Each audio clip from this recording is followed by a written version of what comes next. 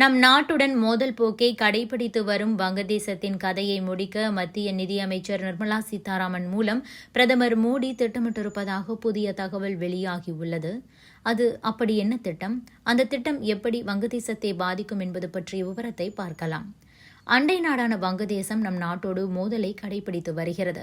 இரண்டு நாடுகளிடையே இதுவரை இல்லாத வகையில் உறவு சீர்குலைந்துள்ளது. வங்கதேச இடைக்கால அரசின் தலைமை ஆலோசகர் முகமது யூனூஸ் இரண்டு நாட்டு எல்லையில் பதற்றத்தை ஏற்படுத்தி வருகிறார். அதோடு பாகிஸ்தான், துருக்கியுடன் சேர்ந்து நம்ம நாட்டுக்கு எதிரான வேலைகளில் ஈடுபட்டு வருகிறார். இதனால் நம் நாட்டுக்கும் வங்கதேசத்துக்கும் இடையேயான உறவில் பெரிய அளவில் விரிசல் ஏற்பட்டிருக்கிறது.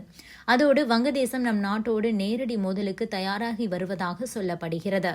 நம் நாடு நினைத்தால் வங்கதேசத்தை எளிதில் முடக்கிவிட முடியும். ஆனால் மத்திய அரசு ஒருபோதும் அப்படி நினைக்கவில்லை. இதனால்தான் வங்கதேசம் இன்று வரை தப்பித்து வருகிறது. ஏனென்றால் வங்கதேசம் என்பது உணவு உற்பத்தி சார் துறையில் நம் நாட்டை நம்பித்தான் உள்ளது.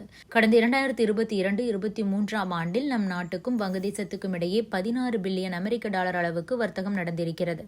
குறிப்பாக சொல்ல வேண்டுமென்றால் வங்கதேசம் பருத்தி, அரிசி உள்ளிட்ட உணவு தானியங்கள், சர்க்கரை, எலக்ட்ரானிக் பொருட்கள், ஸ்டீல் உள்ளிட்டவற்றை நம்மிடமிருந்துதான் வாங்குகிறார்கள். இரண்டு நாடுகளின் உறவுகள் பாதிக்கப்படும் போது இந்த பொருட்களின் விநியோகமும் கண்டிப்பாக பாதிக்கப்படும். ஆனால் நம் நாடு எந்த பொருளையும் ஏற்றுமதி செய்வதை இதுவரை நிறுத்தவில்லை. சமீபத்தில் கூட மோதலுக்கு நடுவே நம் நாடு 50 லட்சம் டன் அரிசியை வங்கதேசத்துக்கு அனுப்பியது. வங்கதேசத்தில் ரேஷனில் அரிசி விநியோகம் பாதிக்கப்படக்கூடாது என்பதற்காக இதனை நம் நாடு செய்தது. ஆனால் அதையெல்லாம் புறம் தள்ளிவிட்டு வங்கதேசம் தொடர்ந்து நம்மை சீண்டிக் கொண்டே உள்ளது. இந்த நிலையில்தான் பிரதமர் மோடி மத்திய நிதியமைச்சர் நிர்மலா சீதாராமனை வைத்து வங்கதேசத்தின் கதையை முடிக்க திட்டமிட்டிருப்பதாக புதிய தகவல் வெளியாகியிருக்கிறது. அதாவது வங்கதேச நாட்டின் பொருளாதாரம் என்பது ஜவுளித்துறையை நம்பித்தான் உள்ளது. அந்த நாட்டின் மொத்த உள்நாட்டு உற்பத்தியில் 11% பங்கை ஜவுளித்துறைதான் பூர்த்தி செய்து வருகிறது. இதற்கு நம் நாடுதான் உதவி செய்து கொண்டிருக்கிறது. அதாவது ஜவுளித்துறைக்கான பருத்தியை நாம் தான் வங்கதேசத்துக்கு அனுப்புகிறோம். நம் நாட்டில் உற்பத்தியாகும் பருத்தியில் 35% வங்கதேசத்துக்குத்தான் ஏற்றுமதி செய்யப்படுகிறது. இந்த பருத்தி ஏற்றுமதியால் தான் வங்கதேசம் ஜவுளித்துறையில் ஜொலித்துக் கொண்டுள்ளது. இருப்பினும் கூட வங்கதேசத்தில் தற்போது நீடிக்கும் சட்ட ஒழுங்கு பிரச்சினை, மக்களால் தேர்வு செய்யப்பட்ட அரசு இல்லாதது உள்ளிட்டவற்றால் ஜவுளித்துறை பாதிப்பை சந்திக்க தொடங்கியிருக்கிறது. இதனை சாதகமாக பயன்படுத்திக் கொள்ள மத்திய அரசு விரும்புகிறது. அதன்படி பிப்ரவரி மாதம் 1ஆம் தேதி மத்திய நிதியமைச்சர் நிர்மலா சீதாராமன் தாக்கல் செய்யும் பட்ஜெட்டில் ஜவுளி மற்றும் ஆயத்த ஆடை துறைக்கு கூடுதல் நிதி, ஊக்கத்தொகை, வரிச்சலுகை உள்ளிட்டவற்றை வழங்க முடிவு செய்துள்ளதாக தகவல் வெளியாகியிருக்கிறது. இந்த நிலையில் ஜவுளித்துறையில் மொத்தம் 42 பில்லியன் மக்கள் பணி செய்து வருகின்றனர். இதனால் வரும் பட்ஜெட்டில் ஜவுளித்துறை அமைச்சகத்துக்கான நிதி ஒதுக்கீடு என்பது அதிகரிக்க திட்டமிடப்பட்டிருக்கிறது. அதன்படி கடந்த 2024-25 ஆண்டில் ஜவுளித்துறைக்கு 4417.03 கோடி ஒதுக்கப்பட்டது.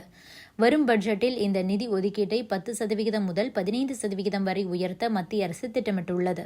அதேபோல ஜவுளித்துறையில் உற்பத்தி சார்ந்த ஊக்கத்தொகைக்கான நிதி ஒதுக்கீடும் தற்போது 45 கோடியாக உள்ளது. இதனை 60 கோடியாக உயர்த்த திட்டமிட்டிருக்கிறார்கள். இந்த திட்டத்தின் மூலம் நிறுவனங்களுக்கு வரிச்சலுகைகள் உள்பட அரசின் பிற சலுகைகள் என்பது கிடைக்கும். அது மட்டுமின்றி பாலிஸ்டர் மற்றும் விஸ்கோஸ் போன்ற மூலப்பொருட்கள் மற்றும் ஜவுளித்துறை சார்ந்த இயந்திரங்கள் மீதான வரியை குறைப்பது தொடர்பான பரிசீலனையும் கூட மத்திய அரசிடம் இருப்பதாக அதிகாரிகள் தரப்பில் தெரிவிக்கப்பட்டிருக்கிறது.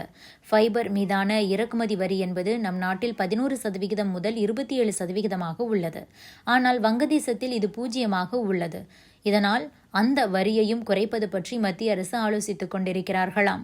இதன் மூலம் பிப்ரவரி மாதம் 1ஆம் தேதி மத்திய நிதியமைச்சர் நிர்மலா சீதாராமன் தாக்கல் செய்யும் பட்ஜெட்டில் ஜவுளித்துறைக்கு ஜாக்பாட் அடிக்கலாம். மேலும் நம் நாட்டில் ஜவுளித்துறை முன்னேற்றம் அடையும். அதோடு வங்கதேசத்துக்கு பிரச்சனை ஏற்படும்.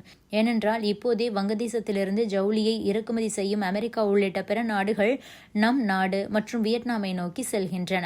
இதனை சாதகமாக பயன்படுத்த இந்த பட்ஜெட்டில் ஜவுளித்துறைக்கு சில சலுகைகள் அறிவிக்கப்பட வேண்டியதும் அவசியம். அதனை கருத்தில் கொண்டுதான் மத்திய அரசு இந்த முடிவை எடுத்துள்ளது. அதோடு கடந்த ஆண்டு ஜனவரி முதல் நவம்பர் மாதம் வரை அமெரிக்காவுக்கு வங்கதேசத்திலிருந்து ஏற்றுமதி செய்யப்பட்ட ஆடை என்பது 6.7 பில்லியன் அமெரிக்க டாலராக இருந்தது. இது முந்தைய ஆண்டை ஒப்பிடும்போது 0.46% வரை குறைந்துள்ளது. அதே வேளையில் இந்த காலகட்டத்தில் நம் நாட்டில் இருந்து அமெரிக்காவுக்கு 4.4 பில்லியன் அமெரிக்க டாலர் அளவுக்கு ஆடைகள் ஏற்றுமதி செய்யப்பட்டுள்ளன. இது முந்தைய ஆண்டை ஒப்பிடும்போது 4.25% அதிகம். இது பற்றி இந்திய ஆடை ஏற்றுமதி மேம்பாட்டு கவுன்சிலின் பொதுச் செயலாளர் மிதிலேஸ்வர் தாக்கூர் என்ன சொல்லியிருக்கிறார் என்றால், வங்கதேசத்தில் உள்ள பிரச்சினையால் கடந்த சில மாதங்களாக அமெரிக்கா உள்பட பிற நிறுவனங்கள் மாற்று சப்ளையர்களை தேடுகின்றனர். இந்திய ஆடை ஏற்றுமதியாளர்களுக்கு ஆர்டர்கள் வருகின்றன. இதனை பூர்த்தி செய்வதில் சிரமம் உள்ளது என கூறியிருக்கிறார். இப்படி வங்கதேசத்தில் நிலவும் பிரச்சினையால் நம் நாட்டை நோக்கி வரும் வெளிநாட்டு நிறுவனங்களை அரவணைப்பது என்பது நம் நாட்டின் பொருளாதாரத்துக்கும் நம் நாட்டு மக்களுக்கும் நல்ல விஷயமாகும். மேலும் ஜவுளித்துறையில் நம் நாடு மார்க்கெட்டை தொடர்ந்து தக்க வைக்கும் பட்சத்தில் வங்கதேசத்தின் ஜவுளித்துறை வரும் நாட்களில் மேலும் பாதிக்கப்படுவதோடு அந்த நாட்டின் பொருளாதாரமும் அடிவாங்கும் என்பதும் குறிப்பிடத்தக்கது.